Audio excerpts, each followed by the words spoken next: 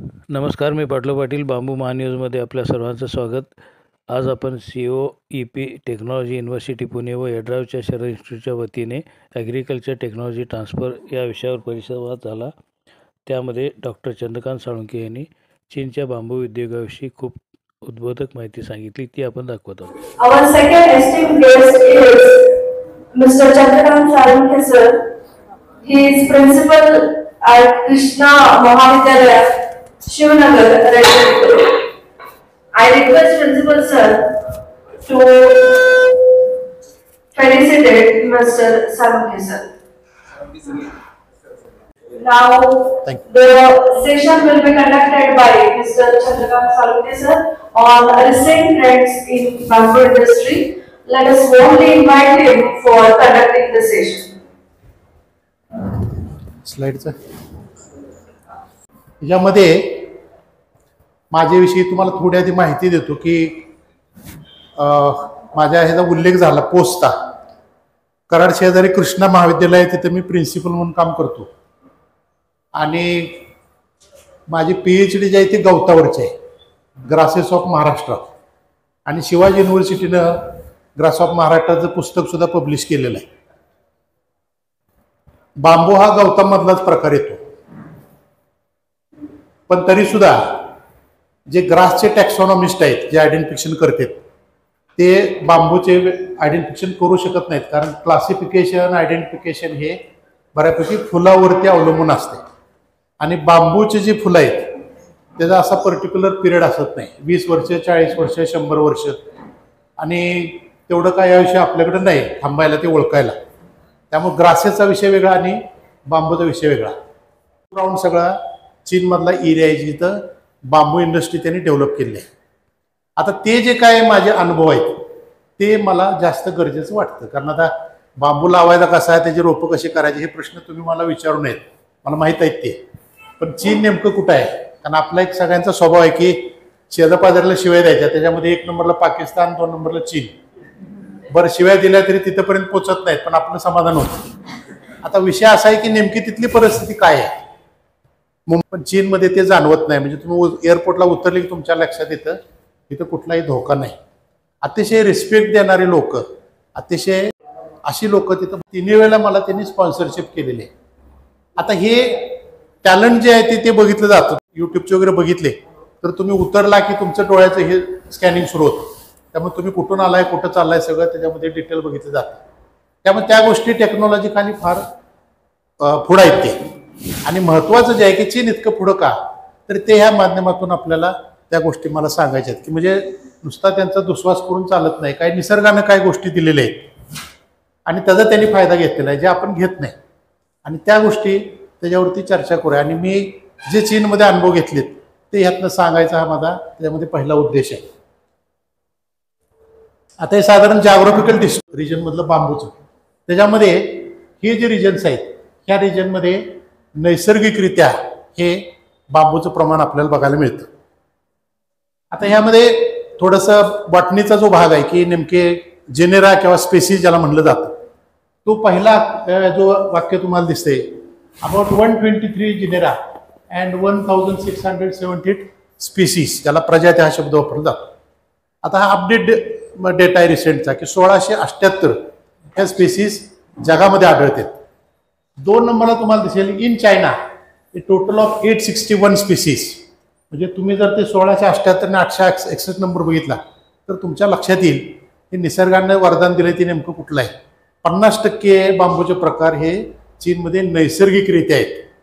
म्हणजे आपण त्याच्याशी स्पर्धा का करू शकत नाही, तर तेवढ्या प्रजातीच आपल्याकडे नाहीत. आणि मग तुमच्या लक्षात येईल की जे त्यांच्याकडे आहे नॅचरली त्याचा त्यांनी फायदा कसा घेतलेला आहे. आणि त्याच्या खाली जो तुम्हाला आकडा दिसतो त्यामध्ये 10 जेनेराने 48 स्पेसीज आर एंडेमिक्स.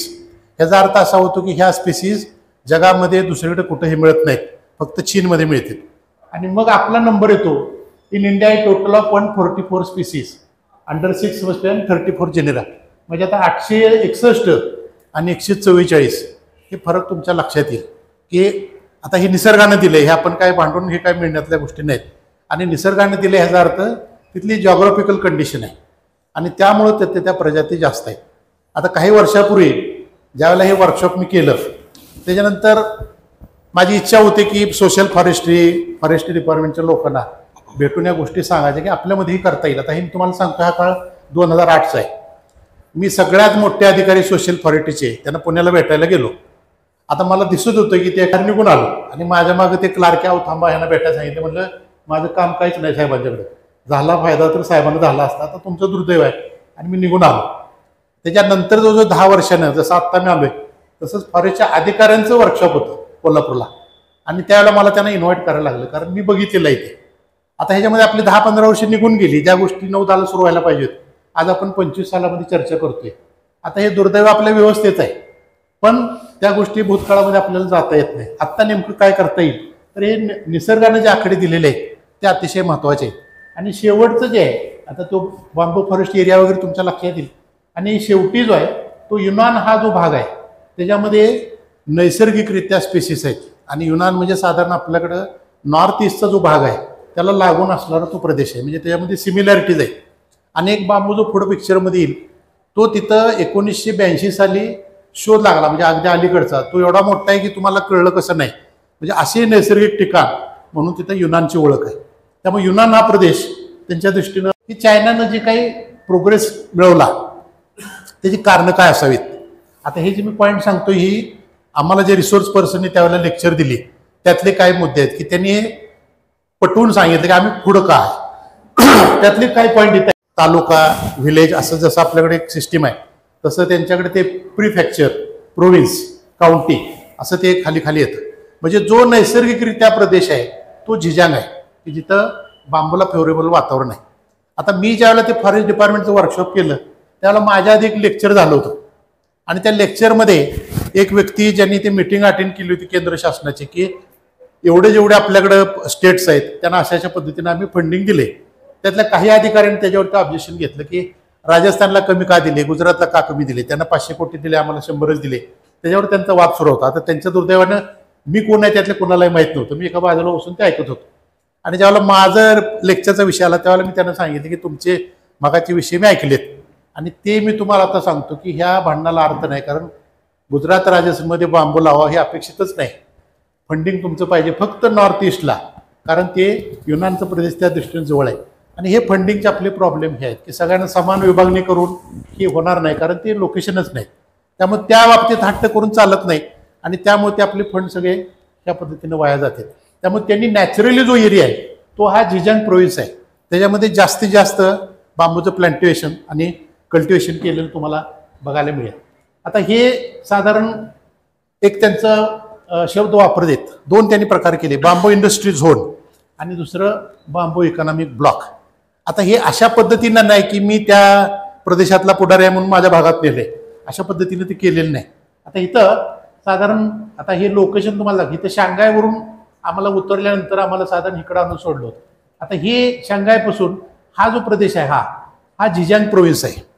त्याच्यानंतर हा दुसरा सिच्युआन म्हणून प्रोव्हिन्स आहे, आणि हा युनान म्हणून प्रोव्हिन्स आहे. हे साधारण भारताचा लगतचा भाग आहे. आणि हे हुजान साधारण म्हणजे 1, 2 आणि 3 हे जे भाग आहेत ते नैसर्गिकरित्या बांबूसाठी चांगले असणार आहेत. तिथं नैसर्गिकरित्या बांबू तयारच होतो, आणि हेच झोन त्यांनी पहिल्यांदा सिलेक्ट केले. आणि त्याला हे त्यांनी एक साधारण पॉलिसी मॅटर ज्याला म्हणू आपण की बांबू इंडस्ट्री झोन आणि बांबू इकॉनॉमिक ब्लॉक, म्हणजे सगळ्या चीनवरती बांबू नाहीत, हे पर्टिक्युलर प्रदेश त्यांनी त्यामध्ये सिलेक्ट केले आहेत. म्हणजे पहिली पॉलिसी तुम्हाला दिसेल की सक्सेस व्हायचं असेल तर काय पद्धतीनं ते स्टेप्स घेतले जातात. आता ही जी व्यक्ती आहे ही व्यक्ती 2 वर्षापूर्वी त्यांचं निधन झालं. ही व्यक्ती सगळ्यात मोठी व्यक्ती आहे की ज्यांनी पहिल्यांदा पुटअप केलं की बांबूमधून चीनला ह्या पद्धतीनं प्रगती करता येईल. आणि इनबार म्हणून जी संस्था आहे म्हणजे इंटरनॅशनल बांबू रटांचं हे, आणि त्याचे हे फाउंडर आहेत, आणि हे त्याचे डेप्युटी डायरेक्टर पण होते. आता मी ज्यावेळेला वर्कशॉप केलं त्यावेळेला ह्यांचं वय होतं 70 का 71. दरवर्षी हे करायचे, आणि साधारण 900 ते 1000 विद्यार्थी म्हणजे सायंटिस्ट त्या वर्कशॉपमधून बाहेर पडलेले. आणि हा ग्रस्त म्हणजे जसं आपल्याकडं पद्मविभूषण वगैरे दिलं जातं तसे त्यांना त्यावेळेला पुरस्कार दिले. त्या ताकदीचा माणूस तुमचा गाईड म्हणून त्या वर्कशॉपला असायचा पुढं, आणि ते कंटिन्युअसली हे वर्कशॉप ऑर्गनाईज करायचे. आता हे ब्रेन आहे त्या कल्पनेमागचा की बांबूमधून चीनला ह्या पद्धतीनं उत्पादन करता येईल. फॉर्म्युला आहे. आता आपल्याकडे इथे बऱ्यापैकी चालतं काय त्याला कॉन्ट्रॅक्ट फार्मिंग वगैरे शब्द वापरले जातात. पण हे तिथं मेन पार्ट जो आहे तो ह्या पद्धतीची पॉलिसी आहे जी आजही अस्तित्वात आहे. त्याच्यामध्ये contractual partnership that connects individual farmers with larger companies to manage bamboo production and commercialisation. त्याच्यामध्ये 2 भाग आहेत. हे कोर कॉम्पोनंट्स आहेत आणि हे मेकॅनिझम आहे. आता हे 1 बाय 1 स्लाइडमधून मला लक्षात येईल. आता ही ती संस्था आहे ज्याने आता रिसेंटली ही नवीन 2023 ते 30 हे आता त्यांची थीम आहे. या थीमवरती ते काम सुरू आहे की global action plan for bamboo as a sustainable for plastic. आता अगदी रिसेंटली मागच्या सप्टेंबर महिन्याच्या एंडला मी उपसाला स्वीडनला होतो कॉन्फरन्सला. पूर्ण कॉन्फरन्समध्ये एकही प्लास्टिकची बाटली त्यांनी दिलेली नाही. 3 फक्त बोर्ड होते तिथल्या दाखवायसाठी आणि ते साधारण एवढ्या साईजचे होते की कॉन्फरन्स नेमकी कुठं आहे. आणि पूर्ण कॉन्फरन्सच्या हॉलमध्ये पूर्ण डायनिंगमध्ये पूर्ण लंच सेक्शनमध्ये पाण्याच्या बॉटल ह्या ग्लासमध्ये होत्या. आता हे त्यांचे स्टेप्स कशा पद्धतीने आहेत आणि ते त्यांनी थीम वापरून आता इन्बारतर्फे चीनमध्ये काम पण सुरू आहे. आता हे साधारण त्या स्पेसिस आहेत. आता स्पेसिस लेवलला तुम्ही जायला नको कारण जे टॅक्सॉनॉमीचे लोक आहेत त्यांना थोडंसं ते अंडरस्टँडिंग होतं. बाकी लोकांना झाडांचे नाव काढलं की राग येतो कारण ते लक्षात कसं ठेवायचं नावं थोडीशी किचकट असते. त्यामुळे त्यात काय जायची गरज नाही. फक्त हे कशा पद्धतीने त्याचा वापर केला जातो ते स्लाइडमध्ये तुम्हाला पुढच्या वेळेला दिसेल. आता हे बांबूचे प्रकार जे तुम्हाला मी उल्लेख केला की नैसर्गिकरित्याच तिथं आहेत जे कदाचित आपल्याकडे येतील का नाही सांगू शकत नाही आपण. आता हा जो बांबू आहे हा युनान प्रोव्हिन्समधला आहे. मगाशी जे तुम्हाला उदाहरण दिलं हे डेंड्रोकॅलॅमस सिनिकस म्हणून बांबू आहे. हे ड्रॅगॉन बांबू ह्याला म्हणलं जातं. आता तो मुलगा उभा आहे त्याच्यावरून तुम्हाला साधारण त्याच्या कोंबाचा अंदाज येईल की हे किती मोठा असू शकतो. आणि हे जे एरियाज आहेत जे चीनमध्ये आता चीनमध्ये जाणं फारसं सोपं नाही. म्हणजे इंटेरियरला जाणं तर तुम्हाला वाईटच आहे. म्हणजे मी ज्यावेळेला तिथं होतो त्यावेळेला मेन सिटीमध्ये आम्ही फिरायचो पण ज्यावेळेला ग्रामीणमध्ये जायचो त्यावेळेला आमच्या पुढं आणि मागे एक पोलीस गाडी असायची आणि ते बघायचे कोणाकोणाला भेटतात कोणाकोणाला सांगते. त्यामुळं चीनमध्ये सिटीमध्ये जाणं सोपं आहे पण इंटेरियरला तुम्ही जाऊ शकत नाही. अगदी आता तुम्हाला सगळ्यांना पाठ असलेलं जे ठिकाण आहे ते म्हणजे वुहानमध्ये सुद्धा मी एक 8 दिवस एका कॉन्फरन्सला होतो. पण ही जी लोकेशन्स आहेत ते ॲक्सेस अजून झालेले नाहीत.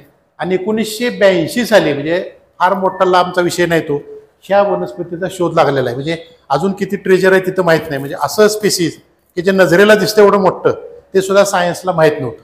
तर हे त्याचं एक्झाम्पल आहे की चीन ट्रेजर कसं मानलं जातं. आता ह्यातले काही ह्या स्पेसिस आहेत त्याच्यामध्ये तुम्हाला हे दाखवायचं कारण म्हणजे बांबूचा जर तुम्ही हातला हा भाग बघितला असा बांबू आपल्याकडे नाही जो उसासारखा आहे आतमध्ये तुम्हाला भरीव दिसत नाही. तर असे भरीव असणारे बांबू सुद्धा हे चीनमध्ये त्याचे प्रकार आहेत. आणि हा दुसरा की जो तिथं इंडस्ट्रीमध्ये वापरला जातो अगदी छोटंसं होल सेंटरला असते. बाकी तुम्हाला उसासारखा भरीव बांबू दिसेल आणि उसासारखीच त्याची साईज असते. त्याची साईज सुद्धा फारशी मोठी होत नाही.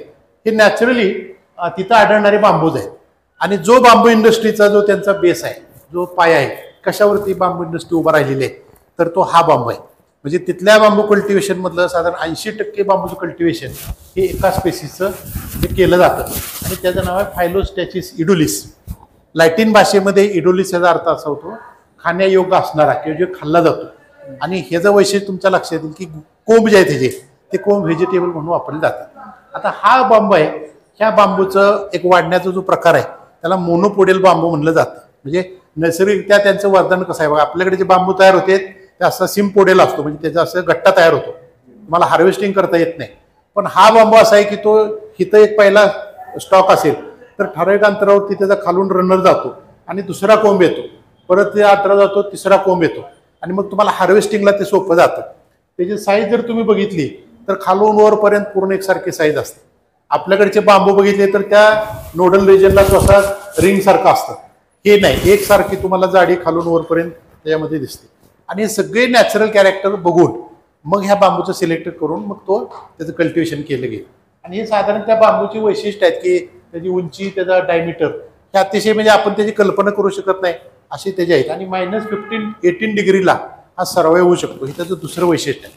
आता हे बांबूच का तर त्यांनी त्याचा अभ्यास करून मग ठरलंय. आता हे मगाशी मी ज्या सरांचा तुम्हाला फोटो दाखवला त्यांच्या आमच्या संध्याकाळचे डिनर आपल्या लंच डिनरला गप्पा असायच्या. आणि एके दिवस संध्याकाळी आम्ही बसल्यानंतर मी आणि एक इंडोनेशियाचा आम्ही दोघं त्यांच्यावर बोलत होतो. आणि मी त्यांना विचारलं आता हे त्यावेळेची गोष्ट आहे की बांबूविषयीचं भारताचं भविष्य काय तर त्यांनी मला सांगितलं होतं 0.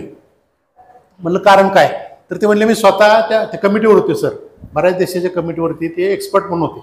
म्हणले इंडियामध्ये एक्सपर्ट म्हणून गेलेलो असताना त्या नॉर्थ ईस्टमध्ये त्यांना सांगितलं होतं, लोकेशन दिली होती. आणि तिथं गेल्यानंतर ते म्हणले हे बांबू हा जो स्पेसिस आहे हे कुणी लावला इथं. तर ते म्हणले एक्सपर्टनी सांगितलं. आमच्या एक्सपर्ट कुठं आहेत म्हणजे नाही कधी आलेली इकडं. मग म्हणले तिथून परत आलो तुमच्या सरकारला मी रिपोर्ट दिला की जो एक्सपर्ट सजेस्ट करतो की ह्या ठिकाणी हे बांबू लावा, त्याने ते लोकेशनच बघितलेलं नाही आणि तुमचे फेल्युअर आहे, तुम्ही कधी सक्सेस होणार नाही. आणि त्याची आपण आज अवस्था बघतो की सिलेक्शन हे महत्त्वाचं असते, कुठली स्पीसीज लावायची आणि कुठल्या रिजनमध्ये लावायची. ह्या बांबूचं सिलेक्शन ही त्यांची फार मोठी जमिनीची बाजू आहे. आता हे त्याचं प्लांटेशन आहे, म्हणजे आता तुम्ही कल्पना करू शकत नाही. आता ही तुम्हाला पिक्चरमध्ये आयडिया येणार नाही, पण एवढे प्रचंड डोंगर उंच आहेत ते की तुम्हाला ह्या मागचं जे डोंगर दिसतंय खालून वर जायला कदाचित तुम्हाला 6-7 तास लागतील. पण हे डोंगर हे सगळे ॲक्सेसिबल आहेत, रोडनं तुम्हाला वरती जाता येतं. प्रत्येक बांबूवरती तुम्हाला मार्किंग केलेलं दिसेल, कारण हे शेतकऱ्यांना त्यांनी कॉन्ट्रॅक्च्युअल फॉर्ममध्ये त्यांनी क्षेत्र दिलेलं असतं. त्याची मशागत केलेली आहे का, त्याला औषध मारलेलं आहे का, त्याच्यावरती मार्किंग असतं. आणि हे सगळं प्लांटेशन फक्त एकच बांबू आणि तो म्हणजे मोजो बांबू. त्याच्यामध्ये दुसरं तुम्हाला एकही झाड दिसत नाही, बांबूशिवाय तुम्हाला दुसरे काही दिसणार नाही.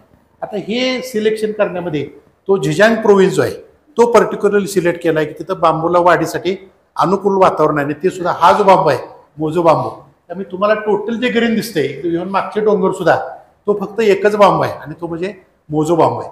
आता हे कल्टिवेशन नंतर हे अशा टाईपचं हे तुम्हाला दिसेल की फॉरेस्ट सारखं दिसायला, पण हा सगळा मोजो बांबू आहे. आणि साधारण ह्याच एरियामध्ये ते तुम्हाला मी मगाशी सांगितलं की सिंगल वाढतं, ते त्याला मोनोपोडेल म्हटलं जातं. त्याची ग्रोथ साधारण तुम्हाला अशी दिसेल.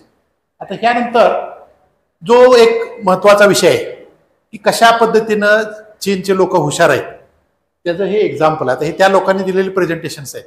आता ह्याच्यामध्ये हा वरचा जो भाग आहे युटिलायझेशन कसं केलं जातं. आता इथे एक नंबर दिलेला आहे, हे खालचा भाग आहे 1. तिथं आता तुम्हाला दिसेल रायझोम, जमिनीच्या खालचं तुम्हाला आता सगळ्यांना माहिती आहे की आपलं जो शीत त्याला निघतं, वाढ ज्याला म्हणतो आपण, खालचा भाग तो. त्याच्यानंतर हे शूट त्याच्यावरचे basal part, middle upper part, top part, twigs आणि लिव्ज, म्हणजे संपूर्ण झाडाचं त्या कुठलाही भाग पार्ट कसा युटिलाइज करायचा त्याचे कारखाने ठरलेले आहेत, जे व्यापारी ठरले आहेत. शेतकऱ्याकडून हे घेऊन पुढच्या पद्धतीने चालते. म्हणजे अगदी बेसपासून वरपर्यंत हे कशा पद्धतीने युटिलायझेशन केलं जातं आणि कुठलाही पार्ट ह्यातला टाकावा असत नाही. कुठलाही पार्ट म्हणजे ज्यावेळेला बांबू कट केले जातात त्यावेळेला असा भुस्सा उडतो, तो भुस्सा सुद्धा एका कंपनीला जातो. म्हणजे कुठलाही पार्ट हा टाकावा नाही, तुम्हाला त्याच्या लक्षात येईल. पॉलिसी कशा आहेत बघा. आता ह्याच्यामध्ये समजा एका डोंगरावरती जसे मग फोटो दाखवले की तिथं बांबूचं प्लांटेशन आहे. आता त्याने हार्वेस्ट केलं ते, तर हार्वेस्ट करून इथून एक साधारण 10 ते 15 किलोमीटरमध्ये हायवे आहे. तिथं न्यायसाठी तुम्हाला व्हेकल्स आहेत. आता काही जण यातल्या माहीत असेल की पूर्वी इलेक्ट्रिकचे पोल न्यायसाठी आपल्याकडे काही व्हेकल्स होते, त्याची मागची बॉडी थोडीशी बाहेर असायची कारण त्याचे डाम भरायचे.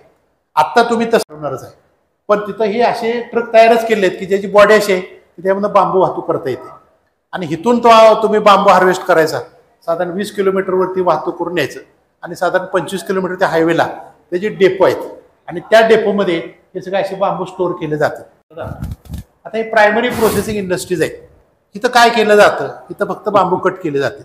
आता ह्याच्यामध्ये हा जो पार्ट आहे तो पूर्ण आलेला ट्रकमधून, त्यानंतर हा पार्ट आहे तो त्याच्यात खालचा रायझोमचा आहे, तो भाग वेगळा केला जातो. त्यानंतर इथं मिडल पार्ट जे आहेत ते सगळे सेपरेट केले जाते आणि हा मिडल अप्पर पार्ट जो आहे तो ह्या पद्धतीने सेपरेट केला जातो. ह्या कंपनीमध्ये काय चालणार, फक्त कटिंग आणि सेपरेशन, रायझोम पासून वरचे पार्ट असतील ते, त्याला प्रायमरी प्रोसेसिंग इंडस्ट्री म्हटलं जातं. आणि हा वरचा टॉपचा पार्ट. आता रायझोम पासून कशा वस्तू बनवल्या जातात, तर हे रायझोम त्यांनी बाजूला काढलेलं आहे आणि हे साधारण ह्या पद्धतीची वस्तू तयार होते, ज्याची किती किंमत आहे मला माहित नाही, लाखामध्ये ह्याच्या किमती असतील. आणि जे मार्केट मी बघितले त्याला अंजी म्हणून त्यांचा एक मोठा एरिया आहे, ते मार्केट जर तुम्हाला बघायचं असेल तर तुम्हाला कमीत कमी 8 दिवस लागतील. तिथं साधारण 1000 पेक्षा जास्त दुकान आहेत आणि आपले 4-5 स्टेडियम बसतील, एवढं ते मोठं एरिया आहे. म्हणजे एकाच डोम खाली सगळं आहे ते. तर हे रायझोम पासून या बनवलेले विस्ते आहेत, पण त्याला प्रोसेस केले जाते आणि फ्रेंच पॉलिश किंवा अशा पद्धतीने केलं जातं. आणि हा अलीकडे जे तुम्हाला दिसतोय मोराचा, त्याची साधारण साईज एवढी होती. एका हॉटेलच्या एंट्रीला ते तयार केलं होतं, म्हणजे छोटे नाहीत ते, म्हणजे आपण त्याची किंमतच करू शकत नाही अशा त्या वस्तू आहेत. त्यानंतर हा शीतचा भाग आहे, म्हणजे तो स्टेमच्या बाजूला जो पानाचा जो बेस भाग असतो त्याला शीत म्हटलं जातं. त्या शीतपासून त्या वस्तू तयार केल्या जातात. आता ह्या इंडस्ट्रीज वेगळ्या आहेत, एका ठिकाणी नाही आहे. शीत काढले की ते वेगळ्या इंडस्ट्रीला जातं आणि तिथून अशा पद्धतीचे पार्ट तयार केले जाते. जास्तीत जास्त महिला ह्या तिथं काम करते. आणि पुरुष काम कुठं करते जिथं वजनाचा विषय येईल, वेट आहे 70 किलो उचलायचे 80 किलो उचलायचे तर फक्त पुरुष असतात. बाकी जास्तीत जास्त महिला तुम्हाला काम करताना दिसतील. टोल नाक्यावरती सुद्धा महिलाच आहे. आणि टोल नाक्याला तुम्हाला वैशिष्ट्य सांगतो, तुमचा टोल कुठं आहे, हायवेला आहे, त्यांचा टोल कुठं आहे, तुम्ही कोल्हापुरात शिरताना टोल आहे. म्हणजे प्रत्येक जी साईडची रोड आहेत तिथे टोल आहेत, त्यामुळे हायवे ब्लॉक होत नाही, हायवेला फारशी अडचण येत नाही. फार बारकाईनं सगळ्या गोष्टींचा विचार केलेला दिसेल. आता हे ते मोजोबा जो महत्वाचा भाग आहे तो त्याचे शूट्स आहेत, त्याचे जे कोंब येतात ते कोंब, आणि हे कोंब प्रोसेसिंग इंडस्ट्रीमध्ये जाऊन हे अशा वस्तू तयार होतात ज्या खाण्यासाठी वापरल्या जातात. आणि चीनमध्ये जर तुम्ही गेला तर तुमच्या लक्षात येईल की निदान लंचला किंवा डिनरला तुम्हाला कंपल्सरी ते कोंब खायला देते, त्यांच्या भाजीमध्ये असतात, आणि त्याशिवाय त्यांचा दिवसच पूर्ण होणार नाही. हे सगळे त्या इंडस्ट्रीमध्ये हे कोंब तयार केले आहेत प्रोसेस करून. हे 2 नंबरचा जे फोटो दिसतोय ते तुम्हाला दिसेल की त्यांनी प्रोसेस करून म्हणजे जास्त दिवस टिकण्यासाठी त्याचं प्रिझर्वेशन केलं जातं. त्यानंतर हे जे प्रॉडक्ट्स आहेत ते सुद्धा तयार केले जातात, ज्यामध्ये बिअर असेल, हेल्थ केअर असेल किंवा ड्रिंक ज्यूस असतील. आता आपल्याकडं अलीकडं नॉर्थ ईस्टला माझ्याबरोबर एक जर होता त्याने ते चहा तयार केला. म्हणजे 8 आणि 25 तुमच्या लक्षात येईल की आपण किती वेळाने हे सुरू झालं. त्यानंतर हे त्याचे काही कॉस्मेटिक्स आहेत, आणि हे शब्द जो वापरलेला आहे आता हे सुद्धा नावं देताना सुद्धा विचार केला जातो की कुठलं नाव द्यायचं. म्हणजे आता माझं कोणीतरी लाडकाय म्हणून द्यायचं असं नाव देत नाहीत ते. हा जो शब्द आहे तिथं फायलोटॅक्स, फायलोटॅक्सचा अर्थ ते पानापासून तयार केलं आहे. फायलोटॅक्सी हा पानासाठी लॅटिन किंवा इंग्लिश शब्द वापरला जातो. आता हे म्हणजे त्यात सुद्धा बारकाईने विचार केले जाते, अशी बरीचशी उत्पादन तिथे आहेत. आता जो कट केलेला पार्ट आहे, आता तुम्ही बघितलं असेल ऊस, तुम्ही सगळ्यांनी बघितलेला आहे. ऊसाचा मधला भाग जो आहे आणि जे रिंग असते तो भाग त्या मशीनमधनं कट करताना बाजूला निघतो. आता ते जे भाग आहेत रिंग असणारे ते सगळे ह्या इंडस्ट्रीमध्ये जातात. आता हे दिसताना तुम्हाला इंडस्ट्री दिसणार नाही, जसे पूर्वी ऊसाची गुराळ असायची तसे मोठे मोठे एरिया आहेत, तिथं हा सगळा मधला पोर्शन जातो, त्याला बेस पार्ट म्हणलं जातं. आणि हे मोठ्या भट्ट्या आहेत, अशा त्या भट्टीमध्ये हे सगळं टाकलं जातं. आणि ही व्यक्ती जी तुम्हाला दिसते आता दिसायला थोडासा वेगळा दिसतोय, पण हा त्याचा मालक आहे. म्हणजे तो कुठल्याही टेबलवरती बसलेला नाही, ॲक्च्युली तो काम करतोय. आणि आपले जसे कंपनीचे म्हणजे त्याची संपत्ती आहे तसाच तो श्रीमंत आहे, पण ते स्वतः पर्टिक्युलर लक्ष घालतात चारकोलच्या. म्हणजे तुम्हाला डिनर जे चहाचे सीट दिसतील, आणि हे 1 नंबरचं जे आहे तो आपल्याकडे जे शीट कवर असतात जे तुम्हाला शीटमध्ये भरलं जातं शॉक ऑब्झर्विंगसाठी, तशा वस्तू आहेत. आणि हे असे काही आर्टिकल तयार केले जाते जे बेसिक मटेरियल आहे ते हित आहे, अशा पद्धतीने त्या भट्टीतनं बाहेर निघतं आणि प्रोसेस करून मग त्या चारकोलच्या वस्तू तयार केल्या जातात. आता त्याच्यानंतर वरचा भाग आहे जो साधारण बेसच्या वरचा, ज्याला मिडल ओव्हर पार्ट म्हटलं जातं. आता ह्या पार्टपासून हे फ्लोरिंगचं मटेरियल तयार केलं जातं. आता तुम्ही जिथं बसलाय जर खाली फ्लोअर करायचं असेल, कारण जिथं थंडी जास्त आहे, युरोप असेल अमेरिका असेल, तर तिथे असले फ्लोरिंग चालत नाही, मग ते लाकडाचे फ्लोअर केले जाते. त्या बांबूपासून सगळ्या अशा टाईपच्या फ्लोअरच्या इंडस्ट्रीला फ्लोरिंग मटेरियल तयार केलं जातं. आणि मटेरियल म्हणजे अतिशय क्वालिटीचं, त्यांच्याकडे पद्धत आहे. जर बाहेर पाठवायचं असेल तर एक वेगळा माल असतो, नाव घेऊ सगळं गॅरंटी सगळं तेच असतं. आणि चीनमध्ये जर तुम्ही विकत घेत असाल तर तुम्हाला त्याच कंपनीचं ते वेगळा माल देते. 2011 साली मी गेल्यानंतर एक टॅब आणला होता जो आजही तो व्यवस्थित चालतो. आणि तो जर तुम्ही इथं घेतला तर 2-3 वर्ष काय चालेल असं मला वाटत नाही. त्यांनी क्लासिफिकेशन केलंय बाहेर काय द्यायचं आणि आपल्या येत असताना काय विकायचं.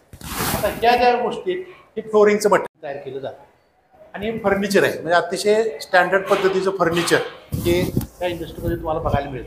हे अशा टाईपच्या बांबूच्याच ह्या खुर्च्या आहेत सगळं, ज्याच्यामध्ये दुसरं कुठलंही मटेरियल तिने वापरलेलं नाही. ते सगळं फर्निचर आहेत. आणि एखाद्या घरामध्ये जर किंवा हॉटेलमध्ये बिअर बार करायचं असेल तर साधारण हे बारचं स्ट्रक्चर आहे, जे अलीकडे तुम्हाला 2 दिसते ते पूर्णपणे बांबूला प्रोसेस करून या पद्धतीने केलं जातं. त्यानंतर वरचा जो पार्ट आहे मिडल लोअर पार्ट म्हटलं जातं. आता हे पार्ट सिलेक्ट काय केलं आहे तर ते बघितलं आहे त्याची स्ट्रेंथ कशी आहे, त्याची ड्युरेबिलिटी कशी आहे हे बघून त्याने ते पार्ट सिलेक्ट केले आहे. आता ह्या पार्टपासून ते पहिल्यांदा असे सेपरेशन केलं जातं. आणि सेपरेशन करून अशा चटया किंवा मॅट तयार केले जाते प्रोसेस करून. त्याच्या फार मोठ्या इंडस्ट्रीज आहेत, ते तुम्हाला खाली फोटो दिसेल की त्या इंडस्ट्रीमध्ये त्या अशा टाईपचे मॅट तयार केले जाते. आणि हे सगळे आता हे फोटो बघितलं तुमच्या लक्षात येईल, त्याचे फिनिशिंग असेल, त्याचं डिझाईन असेल. आता तुम्हाला किती जण माहीत नाही, मला माहीत नाही. ही जी नटी आहे ती मर्लिन मनरो आहे, इंग्लिश नटी फेमस. आणि तिचा चेहऱ्यावरच्या हावभाव वगैरे सुद्धा तुम्हाला दिसेल. किंवा 1 नंबरचा जो फोटो आहे त्याच्या चेहऱ्यावर तुम्हाला एक्सप्रेशन दिसतील की ते जरी त्यांनी केलेलं असलं तरी सुद्धा त्याचे बारकावे त्यांनी बघितलेले आहेत. आणि हे अशा पद्धतीचं मटेरियल त्या पार्टपासून बनवलं जातं. आणि हे आपले डेली यूजचे प्रॉडक्ट्स आहेत. म्हणजे आता हे तुम्हाला दिसतंय, आता हे मी त्यावेळेला एक टेबलवरती आपण ज्यावेळेला कप वगैरे ठेवतो ग्लासेस, त्यासाठी अशा पद्धतीने केलं जातं. आणि त्यासाठी जे फ्लेक्झिबल बांबू आहेत म्हणजे अतिशय उदबत्तेच्या साईडची काडी, त्या काडीचं स्ट्रक्चर तयार करून हे मटेरियल तयार केलं जातं. आणि ह्या पद्धतीनं हाऊसहोल्ड जे आर्टिकल्स आहेत ते बनवले जातात. हे काही मेणबत्तीचे स्टँड आहेत, हे अतिशय चांगल्या फिनिशिंगनं असे पार्ट्स तयार केले जातात. हे तसेच हाऊसहोल्डचे आहेत. हे पेन स्टँड जे आपले असतात त्या पेनसाठी असा वापर केला जातो. हे काही टेबल लॅम्प्स आहेत, छोट्या छोट्या बांबूपासून टेबल लॅम्प्स तयार केले जातात. आणि नंतर येतो पार्ट 2 वरचा जो टॉपचा पोर्शन आहे. आता टॉपच्या पोर्शनपासून अशा टाईपचे झाडू तयार होतात. आता हे साधारण छोट्या छोट्या इंडस्ट्रीज आहेत. आता मी त्यांना विचारलं की झाडू आता तुम्ही तयार जातात कुठं, म्हणजे हे सगळं अमेरिकेला जातं. म्हणजे त्यांचा हा जो एक्सपोर्ट आहे तो अमेरिकेला जातो, कारण अमेरिकेमध्ये बांबूचं हे ट्रॉपिक मेक्सिको वगैरे कोलंबिया त्या भागात आहे, वरती पार्क नाही ते. त्यामुळे हे वरचा भाग सुद्धा टाकाऊ नाही अशा पद्धतीने न्यूट्रिएंट केला जातो. आणि चायनीजची स्टाईल तुम्ही बघितली असेल की ते चमच्याने चॉपस्टिक, ते चॉपस्टिक सुद्धा त्या पद्धतीनं बांबूपासूनच बनवले जातात. आणि मगाशी जो मी उल्लेख केला की हे बांबू कट करत असताना जे भुस्सा उडत असतो तो भुस्सा हे तर तुम्हाला मधल्या फोटोमध्ये दिसेल. हा हे ट्रकमध्ये लोड केला जातो. आणि हे जे बिअरचे वगैरे बाटले असतील त्याचे वरचे नेकचा रिजन आहे तो फोडला जातो. त्याच्यामध्ये ते भुस्सा भरतात, काही ठराविक त्याच्यामध्ये न्यूट्रिशन टाकलं जातं. आणि कॅन्सरसाठी गॅनोडर्मा किंवा अशा टाईपचे जे फंगस आहेत ते फंगस याच्यावरती ग्रो केले जातात. आणि ह्या सगळ्या इंडस्ट्री नियर बाय एरियाजमध्ये येते. आता हे गॅनोडर्मा सुद्धा सुट्ट केलं जातं आणि त्याच्यापासून कॅन्सरचं औषध तयार करणारी इंडस्ट्री सुद्धा तिथून 10 किलोमीटरमध्येच आहे, म्हणजे तुम्हाला दिल्लीला जायला लागत नाही. आता हे एक एक्झाम्पल आहे की कुठलाही पार्ट टाकून द्यायचं नाही. तर ह्या पद्धतीनं इंडस्ट्रीची एक चांगली चेन तुम्हाला बघायला मिळेल. संशय होतं की ह्याचा बराचसा पार्ट त्यांनी आम्हाला दाखवला नाही, कारण हे म्हणले आमचे सिक्रेट आहेत, आम्ही बांबूपासून फायबर तयार केले आणि ह्या फायबरपासून ह्या इंडस्ट्रीमधून ह्या वस्तू तुम्हाला तयार झालेल्या दिसतील. आता हे फार 2008 साली सगळं सेट असणार आहे की त्या मार्केटमध्ये असणारे शॉप्स आहेत, पूर्ण बांबूपासून हे कापड तयार केलं जायचं आणि ह्या वस्तू पण तयार केलं जायचं. आता हा जो एरिया आहे तो तुम्हाला दिसेल की अजूनही तसं ट्रॅडिशनली तसंच आहे. आणि ह्या एरियामध्ये साधारण 28 जेनेरा आणि 250 बांबू स्पेसिस हे एका एवढ्या एरियामध्ये हा एरिया आपल्याला लगतच आहे. म्हणजे नॉर्थ ईस्ट ज्याला म्हणतो आपण, तिथं हा तुम्हाला एरिया दिसेल. आणि म्हणून आपल्याकडे सुद्धा पॉलिसी मॅटर म्हणून जर तुम्हाला काही करायचं असेल तर तो चीनचा जो लगतचा भाग आहे नॉर्थ ईस्ट, तो सगळ्यात चांगला झोन आहे की जिथं बांबूचं सक्सेसफुल आपल्याला प्रोडक्शन करता येईल. आणि नुसतं प्रोडक्शन नाही, त्याचं हार्वेस्टिंग सुद्धा. आता तिथला जो थायरोस्टेचिस बांबू आहे तो आपल्या इथंपर्यंत येतो ट्रान्सपोर्ट, म्हणजे त्याला ट्रान्सपोर्टला किती पैसे जात असतील मला माहीत नाही. काही बांबू ऑर्नामेंटल सुद्धा आहेत, त्या ऑर्नामेंटलमध्ये वापरायला पाहिजेत. त्यातल्याच एका रिजनमध्ये त्यांचं म्युझियम आहे, तिथं मोठं बांबूचंच फक्त गार्डन आहे.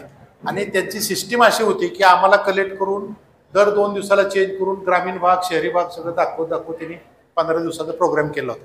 आणि पूर्ण इंडस्ट्री ही बांबू बेस, दुसरं तुम्हाला त्या भागामध्ये काहीही मिळणार नाही. आणि आत्ता कदाचित 70-80% शेअर हा बांबूचा फक्त चीनमधला आहे जगाचा. एवढं त्यांचं बांबूचं म्हणजे मास्टरीच आहे, जिथं तुम्हाला पोहोचणं तेवढं सोपं नाही. आणि हा जो प्रदेश आहे तुम्हाला बांगलादेश आणि आपली तेवढा जो भाग आहे हा साधारण आपल्याला सीमेत. पण आता जर तुम्ही वाचत पाहता काय मणिपूरमध्ये बघायला कोण तयार नाही, कोण जात नाही, आपण नाहीच म्हणतो.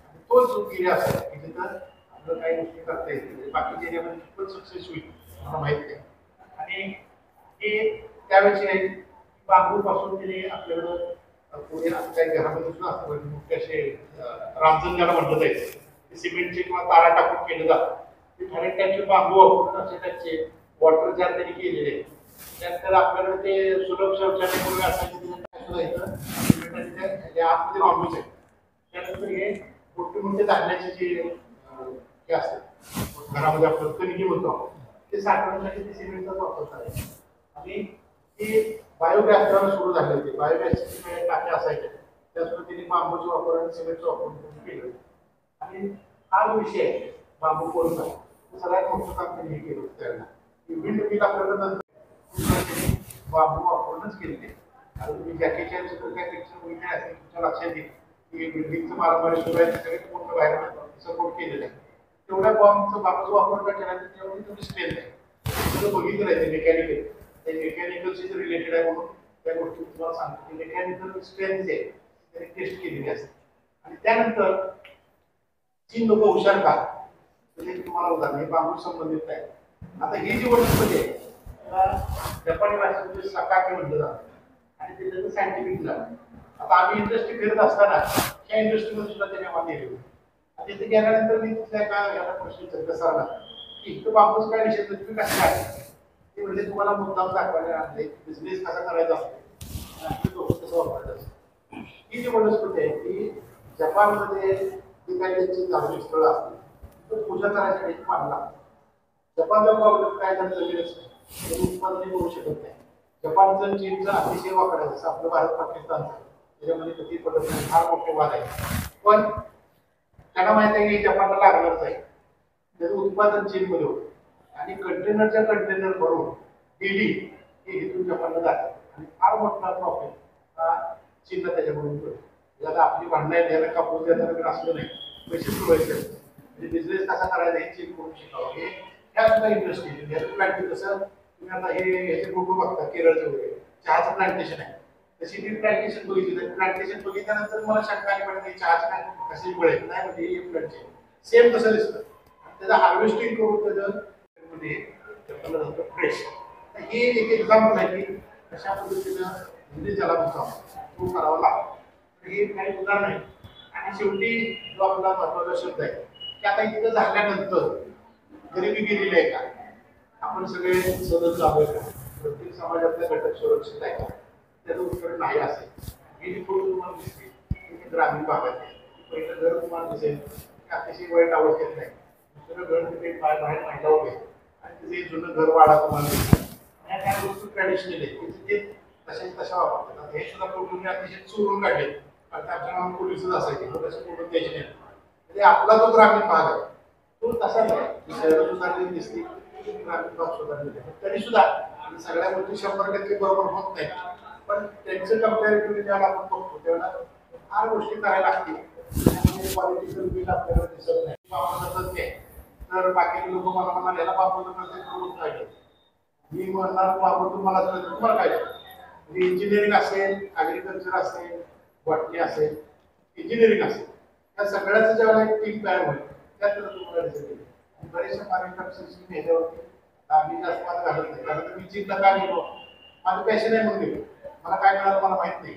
ह्या ज्यावेळेला गोष्टी येतील की पॅशनेट लोक एकत्र करणं आणि मग तुम्हाला ते काम करावं लागेल कारण त्यावेळेला मग एक्सचेंज बऱ्यापैकी होतं. आता हे काही मी आज तुम्हाला मी एक माझ्या मनामध्ये जर असतं की आपल्याला आपण कोणाला सांगायचं नाही हे चुकीचं आहे त्याला अर्थ नाही. कारण आता मी तुम्हाला कदाचित इंडियातले 5-7 लोकांची टीम वर्कशॉप केली माझी जबाबदारी आहे की तुमच्यापर्यंत पोहोचवायचं. ज्यावेळेला पाठवा तुम्हाला कोण आला काय म्हणणार तर मी माझ्या अनुभव सांगणार मी तज्ञांकडे विषयी बाजूला ठेवा. पण ह्या गोष्टी आपल्याला माहित पाहिजे की नेमकं काय करता येईल. आणि पहिली गोष्ट की जी आपल्याकडे बाबा नैसर्गिकरित्याच अस्तित्वात आहे ती पहिली प्रायोरिटी पाहिजे. दुसरी बाबा आणून लावून मोठी मिळवायची कल्पना माहिती. आता जिंकू बायलोबा पण एक झाड आहे ते चीनमध्ये येते सगळ्या जगामध्ये प्रयत्न झाले नाही होत. तर तुम्हाला कुठेतरी एखादं झाड आहे लावले किती 20 वर्ष झाड एवढंच. आता हे निसर्गाने ठरवलेलं आहे. पण चीनमध्ये मी बघितलेलं आहे की 100 किलोमीटर जर हायवे असतो तर हायवेच्या बाजूला किती झाड लावले जिंकू बायलोबा. त्याचं कारण काय चीनची प्रॉपर्टी तेच त्यांनी झाडं वाढवले दुसरीकडच्या आमची झाडं लावलेली नाही. ह्या गोष्टी ज्या त्या करायला लागतील आणि कुठेतरी कॉमन प्लॅटफॉर्म पाहिजे त्यामध्ये हे सगळे लोक असतात. मला आता बरेचसे लोक येतील की आम्ही हे करतो ते करतो 4 प्रश्न विचारले की माझ्या लक्षात येते याला फक्त आवश्यक आपल्याला काय करायचं त्याचा आपण येतच नाही. आणि शासन पातळीवरती तर त्या बाबू मिशन किती पैसे गेले असतील वायावर माहित नाही त्यामुळे त्याला काय अर्थ नाही. आता टायमन गोवा मध्ये पंप आहे तुम्ही मेकॅनिकल विद्यार्थी आहे तो अंदमान निकोबारचा आहे आणि तो वेल आहे. त्या वेलाचे जर तुम्ही स्ट्रक्चर बघितले की इथून त्या पूर्वेच्या दिशेने जाईल त्याला कुठल्याही वेलाचं स्ट्रक्चर नाही असं जातो नेमका आनंद राखून तर ते तुम्हाला पिळ घालत जातं आणि ते पिळ घालत असताना तसं रोड तिथं त्याला असा पोर्शन आहे की हात लावला तुम्हाला जसे चिकट खडबडीत आहे त्याचा वापर काय होत असेल ते ट्विस्ट करताना ते सपोर्ट करतो. मला माहित नाही ते काय होतं पण मेकॅनिकल स्ट्रेंथ आहे ना 100% तुमचा एक तो विषय आहे की कशा पद्धतीने असतो आणि ते भारतात आहे भारताचं झाड आहे ते भारतातलं आंदोलन कोडमध्ये अभ्यास तुम्ही काढून बघा अभ्यास कारण आपल्याला आपलंच माहित नाही प्रॉब्लेम ते होतं. त्यामुळे तशा पद्धतीने काम करा.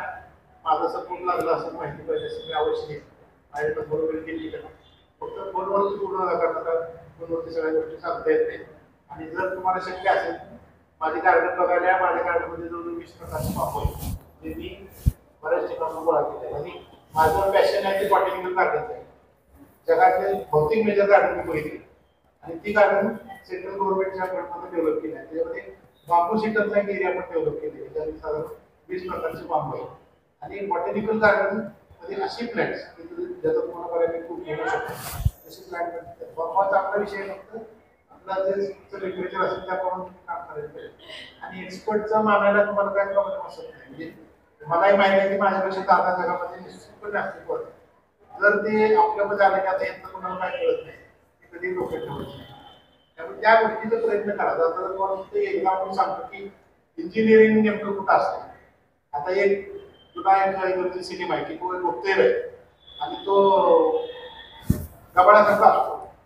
पोलीस एका चोराच्या मागे लागले आणि चोर त्या एका बिल्डिंगमध्ये घुसतो. पोलीस तिथे जाते, हे दार आहे, ते दार त्यांना आपण लावले आणि पोलीस बाहेर आहे. पोलीस दारावरती बाजूने चोर आत गेला, हे इथून तू काय झालं, चोर आत आहे, बाहेर येत नाही, बाजूला बघतो. आता पोलीसच्या डोक्यात काय, दार इकडे उघडते किंवा तिकडे उघडते, दार आहे स्लायडिंगचं.